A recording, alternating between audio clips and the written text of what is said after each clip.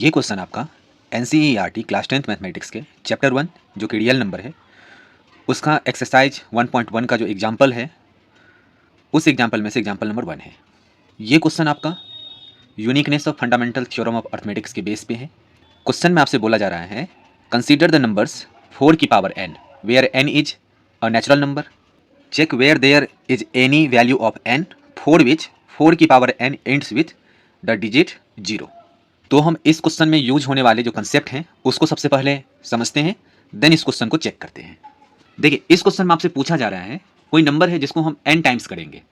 n times करने का मतलब है जैसे देखो 2 की पावर 3 है तो इसका मतलब है 2 इंटू 2 इंटू 2, यानी कि 2 को 3 टाइम्स मल्टीप्लाई करने के बाद जो भी नंबर आएगा वो। ऐसे में अगर ये लिखूं 2 की पावर 5 तो इसका मतलब है 2 into 2 into 2 into 2 into 2 5 times. ठीक है, ऐसे 2 की पावर n अगर है कहीं पे लिखा हुआ तो इसका मतलब ये है तो हम उस नंबर को उसी नंबर के साथ में n टाइम्स जो है मल्टीप्लाई कर रहे हैं ऑफ टाइम्स। ठीक है, तो यहां पे 4 की पावर n का मतलब क्या हो गया, सबसे पहले ये 4 जो है n नंबर ऑफ टाइम्स जो है 4 से ही मल्टीप्लाई किया गया है। ठीक है, अब ये आपको बताना है क्या हम यहां पे 4 के देखो, अब अगर मैं यहां पे 4 की पावर 1 करता हूं तो दैट इज 4, तो इस नंबर का जो यूनिट डिजिट है वो 4 ही है। अगर मैं 4 की पावर 2 करूं तो दैट इज 4 4 जा 16, यहाँ पे इसका यूनिट डिजिट क्या हो गया 6। ऐसे अगर मैं 4 की पावर 3 करूं तो दैट इज 64 जा, यानी कि मैं बोल रहा हूँ आपसे 4 इंटू 4 इंटू 4 3 टाइम्स करने के लिए, ये होगा 64। अब क्या हो गया इसका यूनिट डिजिट, अब हो गया ये आपका 4। फिर अगर मैं यहाँ पे 4 की पावर 4 करूँ तो यहाँ से हो जाएगा 64 को हम 4 से मल्टीप्लाई कर रहे हैं यानी कि 256। अब यहाँ पे जो इसका यूनिट डिजिट है ये 6 है। ऐसे ही अगर हम 4 की पावर n अगर करते हैं तो क्या लास्ट में 0 आएगा। अब ये 0 आने का जो यूनिट प्लेस पे कंसेप्ट है उसको समझते हैं। अब देखो अगर किसी भी नंबर को अगर ध्यान से देखें और उसके लास्ट डिजिट आपका अगर 0 है यानी कि यूनिट डिजिट उसका अगर 0 है, देखो ये 80 है। ठीक है, इसका यूनिट डिजिट क्या है 0। अब इस पर ध्यान दो, ये 80 बनने का मतलब ये 8 इंटू 10 है और ये 10 बनने का मतलब है ये 5 इंटू 2 है। ठीक है, इसका मतलब यहाँ पे 5 अवेलेबल है। ऐसे एक और एग्जांपल देखते हैं, जैसे मैं यहाँ पे लिखूँ 40। ठीक है, 40 है तो इसका मतलब 4 इंटू 10, 10 है तो 10 को लिखने का मतलब है जो 5 इंटू 2, 10 का जो प्राइम फैक्टर होता है वो होता है 5 इंटू 2। अब यहीं पे आती है uniqueness of fundamental theorem of arithmetics की। क्या हम 10 को इन दो प्राइम फैक्टर के अलावा किसी और प्राइम फैक्टर से मल्टीपल करने के बाद ला सकते हैं? क्या हम 3 इंटू 5 करेंगे तो क्या 10 आएगा ये? क्या हम यहाँ पे 5 इंटू 5 करेंगे तो 10 आएगा? तो नहीं आएगा। अगर 10 लाना है तो हमें दो ही प्राइम फैक्टर को मल्टीप्लाई करना पड़ेगा, वो प्राइम फैक्टर है 5 और 2। ये इसकी यूनिकनेस होती है किसी भी कंपोजिट नंबर का। जब हम प्राइम फैक्टराइज करते हैं तो उसमें जितने भी तरह के डिस्टिंक्ट प्राइम नंबर यूज होंगे और हर एक प्राइम नंबर का जो पावर होता है वो आपका फिक्स होता है। जैसे देखो 30, ये 30 जो बना होगा वो होगा 3 इंटू 10 से, और ये 10 जो बना होगा दैट इज 5 इंटू 2 से, यानी कि 30 का जो प्राइम फैक्टर होगा वो होगा 2 इंटू 3 इंटू 5। हम इन तीनों प्राइम नंबर के मल्टीप्लीकेशन से ही सिर्फ 30 ला सकते हैं। इसके अलावा कोई भी प्राइम नंबर नहीं है, उसको अगर हम मल्टीप्लाई करें तो ये हमारा 30 आएगा। अगर मैं यहां पे लिखूं 2 इंटू 7 इंटू 3, क्या 30 आ जाएगा? नहीं, ये 30 नहीं आएगा। यही यूनिकनेस है आपका फंडामेंटल थ्योरम ऑफ अर्थमेटिक्स। दूसरा हमने क्या जाना, तो अगर किसी भी नंबर के यूनिट डिजिट पे 0 है तो इसका मतलब वो नंबर 10 से डिविजिबल होगा। कोई नंबर अगर 10 से डिविजिबल है इसका मतलब जो 10 का जो फैक्टर है उससे भी वो डिविजिबल होगा। 10 का जो फैक्टर होता है, जो 10 को बनाने वाला जो प्राइम नंबर है वो है आपका 2 और 5। इसका मतलब उसके फैक्टर में 2 भी होना चाहिए और 5 भी होना चाहिए, यानी कि 5 मस्ट है। अगर कोई भी नंबर आपका 0 हो रहा है तो उसमें एक प्राइम फैक्टर 5 रहेगा ही। क्लियर है?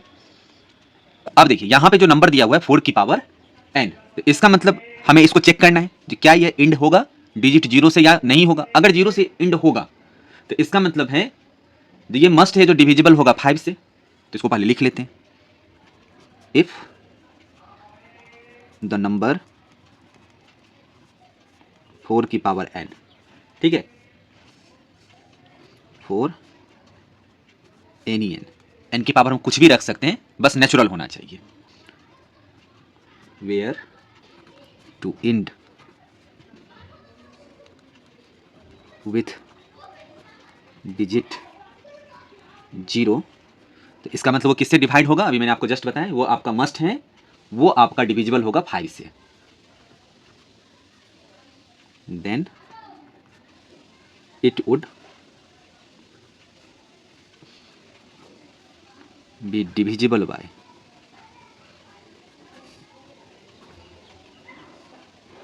5। तो एक बात यहां से क्लियर हो गया, जो 4 की पावर n जो है ये अगर एंड्स करेगा डिजिट 0 से, तो इसका मतलब ये मस्ट है जो डिविजिबल हो जाएगा 5 से। अब कोई भी नंबर अगर डिविजिबल हो रहा है किसी नंबर से, इसका मतलब वो नंबर उसके प्राइम फैक्टर्स में होगा। इसका मतलब ये हो गया that is the prime factor of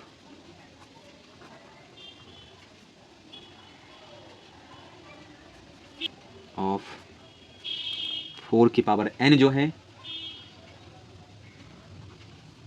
would contain करेगा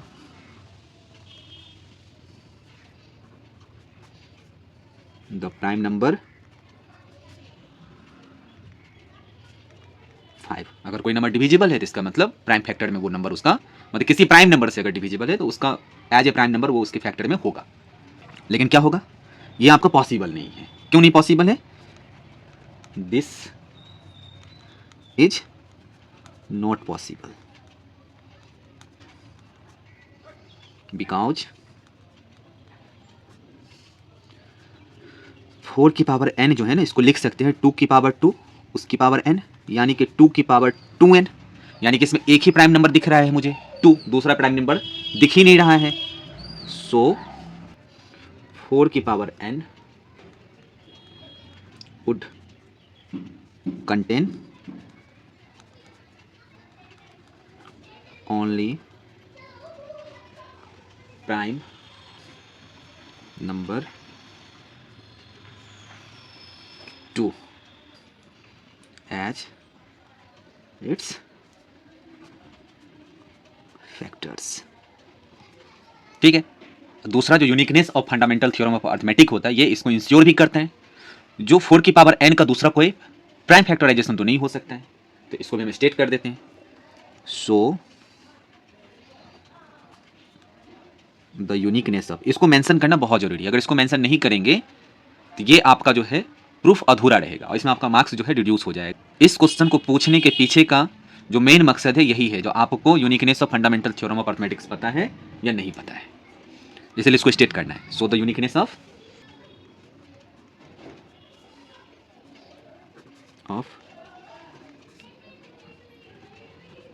fundamental theorem of arithmetics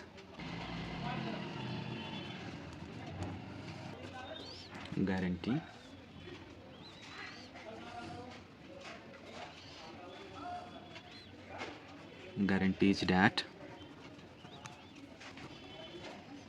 there are no other primes in the factorization of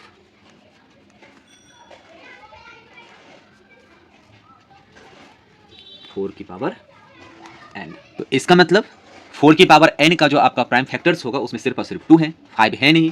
तो इससे ये क्लियर हो गया आपका जो 4 की पावर n 4 किसी भी n के लिए जो है कभी भी इंड नहीं करने वाला है with digit 0। So there is no natural number n for which 4 की power n ends with the digit 0।